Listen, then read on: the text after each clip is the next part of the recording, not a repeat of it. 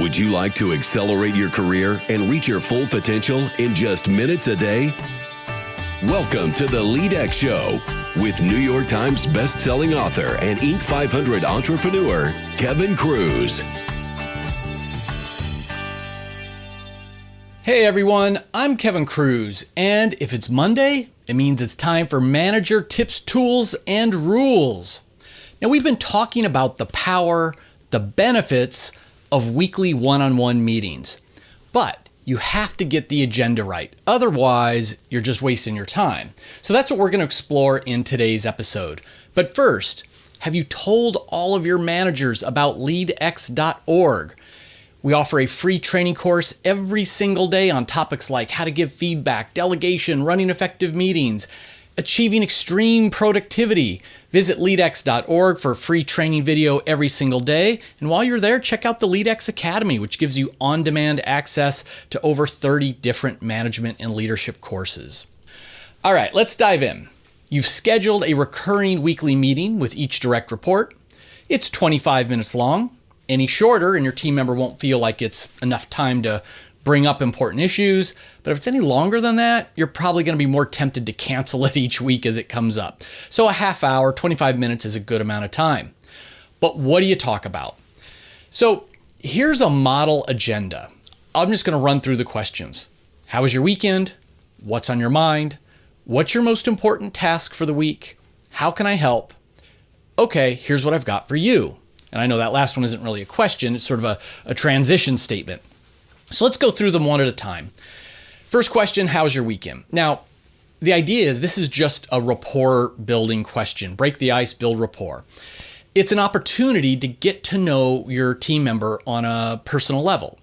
Now, I hold my O3 meetings every Monday, so it's natural for me to ask about, how their weekend was. You wouldn't ask that question if you were holding your meeting on a Thursday, for example.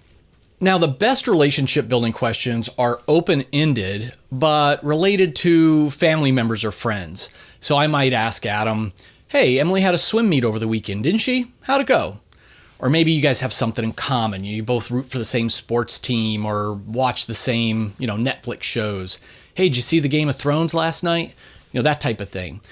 Remember, a big part of these one-on-ones is creating psychological safety, building trust capital, showing that you care not just about them as a cog in the machine, but as a person, as a whole person. All of these things will improve their performance. It'll increase their employee engagement.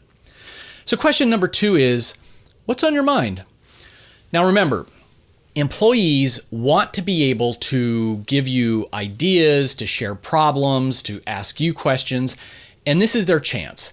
So the great thing about the question, what's on your mind, is that it's wide open. It can be personal or professional. If you ask, how's it going? They might just say, good. How's it going with you? Or the old crazy busy. They always want to make sure their boss knows they're crazy busy. And if you just say, so what's going on this week? They're going to immediately start telling you about projects. But if every week you're like, how's it going? What's on your mind? Like that, then it's an invitation for them to bring up a new idea, for them to talk about a problem they're having with a team member, for them to ask you a question about goals or alignment, or to let you know that they're having problems, in their home life, whatever it is. It's at least giving them the opportunity, even if they don't take it. Now, question 3, what's your most important task of the week? You could ask, what are you working on this week? That's a good question. But asking about the most important task, or MIT, is a very powerful productivity tool. We all have the busy work to do, the stuff that just has to get done to sort of keep our jobs and keep the place going. We all have fires to put out, emergencies. But by having them identify their MIT, their one thing for the week, you cut to the heart of it. Have they thought through their priorities? Does it align with what you think their most important task should be? And if you're managing with metrics, which is a good idea, maybe you've got key performance indicators, KPIs, maybe you use OKRs, which are objectives and key results. This is a good time to ask about that. What's your most important task of the week? How are your metrics? How are your KPIs? You'll sneak those in as well at this time. And to me, one of the most powerful questions then comes next, which is, how can I help?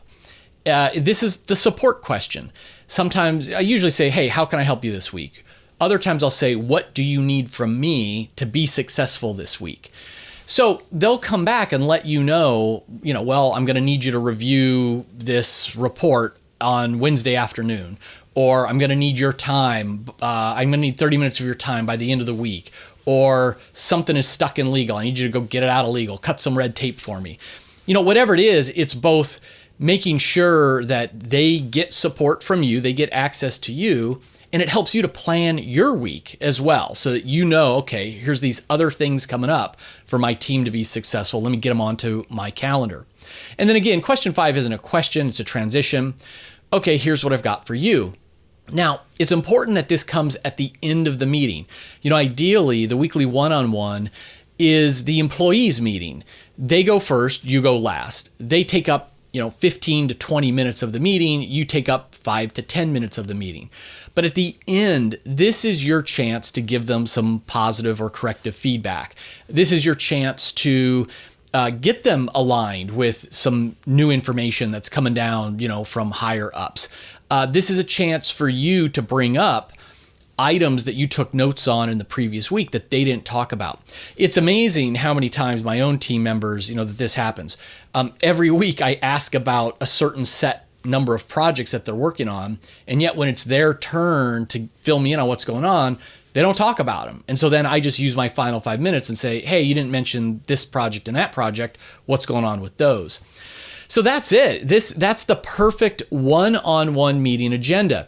What you'll find is that you can loosen up the language, the questions over time. I've been doing weekly one-on-ones with my team member Vanya for about 7 years now. She's not shy. Whether I ask her, hey, what's on your mind or what's going on, she's going to let me know what's on her mind, personally, professionally, whatever it is. She values the meeting. She knows what the questions are about. She knows what the goal, the purpose of the meeting is. I could actually ask no questions and we would have a fine meeting.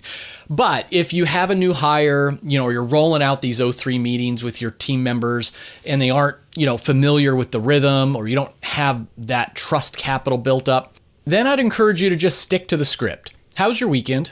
What's on your mind? What's your most important task for the week? How can I help? Okay, here's what I've got for you. That's it for today's show. Next Monday, we'll do one last episode on O3 meetings. I'm going to tackle common questions and objections that you might have, and even if you don't have them, your team members certainly might have them, and I'll give some model responses and some answers to those. Have a great week.